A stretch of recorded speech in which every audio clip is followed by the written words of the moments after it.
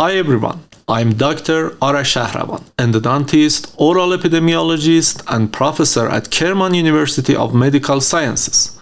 With over 90 published research articles, my passion lies in bridging the gap between cutting-edge dental science and real-world clinical practice. Welcome back to the channel. To our returning viewers, your support and engagement truly keep this journey going.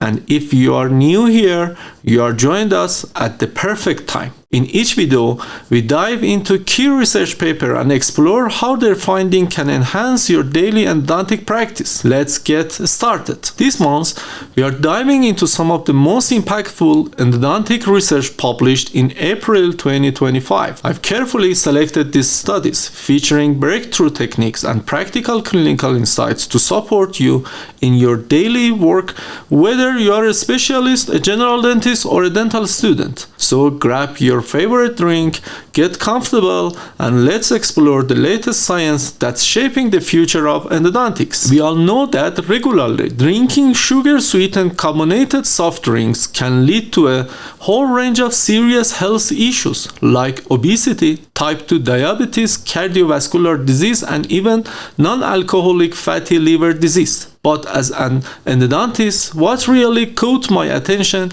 is this question: could chronic consumption of these sugary drinks also be linked to apical periodontitis? It's an intriguing thought because if there is a connection, it could have important implications for how we view systemic health and its impact on endodontic disease. There is a fascinating article I came across in the International Endodontic Journal, authored by Gabriela Serrao and her team from Brazil. The study is titled "Detrimental Effect of Chronic Sugar-Sweetened Carbonated Soft Drink Consumption on Inflammatory Response and the Size of Apical Periodontitis," an animal-based study. In this experiment, 12 Vista rats were divided into 3 groups, 4 in each: a control group, a Coca-Cola group, and a Sprite group. For 3 months, the Coca-Cola and Sprite group had free access to their respective soft drinks, while the control group received only filtered water. After 2 months of this consumption, the researchers exposed the pulp of the rat's lower left first molars for 28 days to induce preapical lesions. Then they used micro-CT imaging to assess the lesion size and collected blood samples to analyze pro-inflammatory cytokines. And the result: both soft drink groups, Coca-Cola and Sprite, developed preapical lesions with significantly larger volume and diameter compared to the control group. And that's not all. These groups also showed significantly higher levels of pro-inflammatory cytokines, specifically interleukin-1 beta, interleukin-6, and interleukin-2. This suggests that chronic soft drink consumption may intensify the inflammatory response and worsen apical periodontitis, at least in this animal model.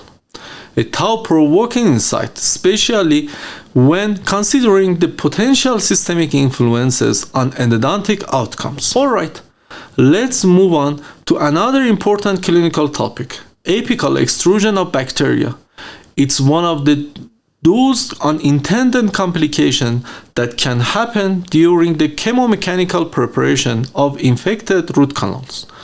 And when it does occur, it can lead to flare-ups or even the spread of infection into the preradiccular tissue. But here is the question we often face: which method of canal preparation is more likely to push bacteria beyond the apex?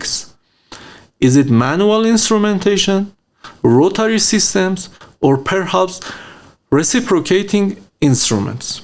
Understanding this can really help us choose the safest and most effective approach in clinical practice. Let's take a look at what the research says.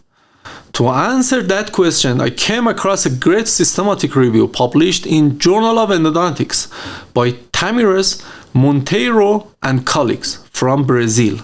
The article is titled "Apical Extrusion of Bacteria During Canal Preparation," a systematic review of laboratory studies. This review included 35 laboratory studies focused on bacterial extrusion during canal preparation, but a meta-analysis was not possible because of heterogeneity among studies. So what did they find? Interestingly, rotary system may cause equal or even more bacterial extrusion than reciprocating systems, but the highest levels were seen with manual instrumentation.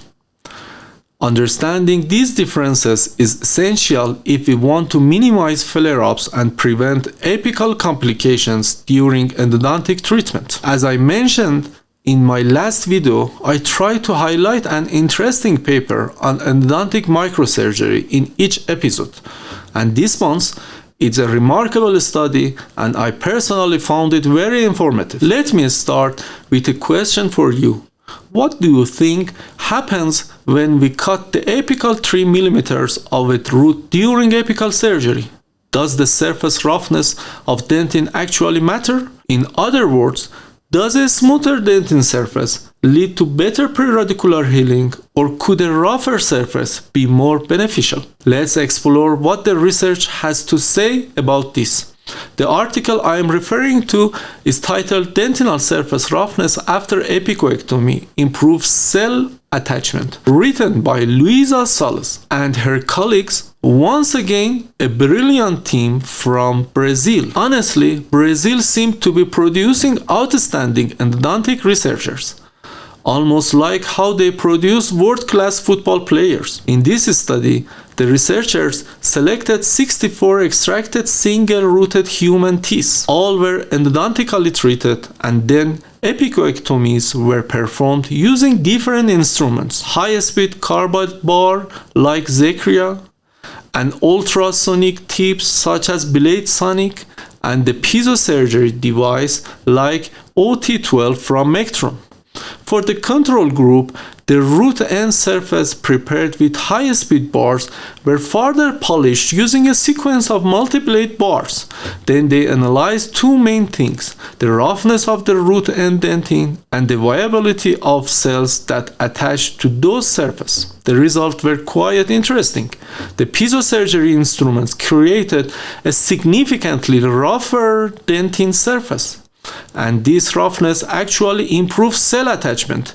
This suggests that enhancing dentinal roughness might promote better healing. Although the authors rightly note that more clinical research is needed to confirm whether this effect translates into real-life outcomes. Alright, now let's jump into a clinically important article, surprisingly once again from Brazil, published in the Odontology Journal. In this study, Maria Eduarda Paz-Dotto and her colleagues investigated a critical safety concern: how do the apical limit and diameter of instrumentation affect the extrusion of sodium hypochlorite during irrigation? They used 60 human lower premolars, dividing them into 5 experimental experiments. R40 reciproc instrument 1 mm short of the tooth length.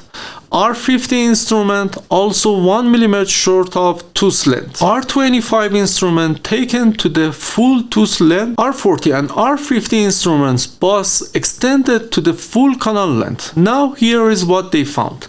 Sodium hypochlorite extrusion occurred in all groups after final irrigation. But interestingly, there were no statistically significant differences among the groups. In other words, neither the apical limit nor the instrument diameter significantly affect the volume of irrigant extrusion, at least when passive ultrasonic irrigation was used. A valuable takeaway that reassure us about flexibility in instrumentation protocols, at least under controlled condition. Now let's turn to a hot topic in healthcare and research: artificial intelligence and how it's making its way into endodontic decision making. AI is evolving rapidly and helping us in so many aspects of daily life. But there is a question worth asking: can AI actually help us answer scientific questions in dentistry? And even more importantly, how accurate is it? To explore this, Nicolas Dufay-Portilla and colleagues from Spain published a fascinating study in the Journal of Dental Traumatology. The article is titled Accuracy and Consistency of Gemini Responses Regarding the Management of Traumatized Permanent Teeth. Here is what they did. 3 academic endodontists created a set of 99 yes or no questions based on management of traumatized permanent teeth. These questions covered all areas of the topic and verified through feedback from 9 general dentists and 22 endodontist specialists to ensure clarity. Then, 2 dental trauma experts categorized each question based on the level of knowledge required. Finally, the 3 academic endodontists submitted the 99 questions to Gemini across 3 separate accounts, generating 297 answers in total. So what did they find? Gemini showed a moderate overall accuracy of 80.8%, with no significant difference found between the responses of the academic endodontists. Overall, 96% of consistency was demonstrated with no significant differences between Gemini responses across the 3 accounts. It's impressive result, suggesting that AI tools like Gemini could play a supportive role in clinical decision making, though of course they still don't replace expert judgment. Alright, to wrap up this episode, I want to share a quick tip. In the April 2025 issue of the British Dental Journal, you'll find some fantastic endodontic review articles that highlight valuable clinical points. I highly recommend checking them out. They are insightful, well written, and most of them are available as free full text. Definitely worth a read. Thanks so much for joining me as we explored these exciting new studies in endodontics.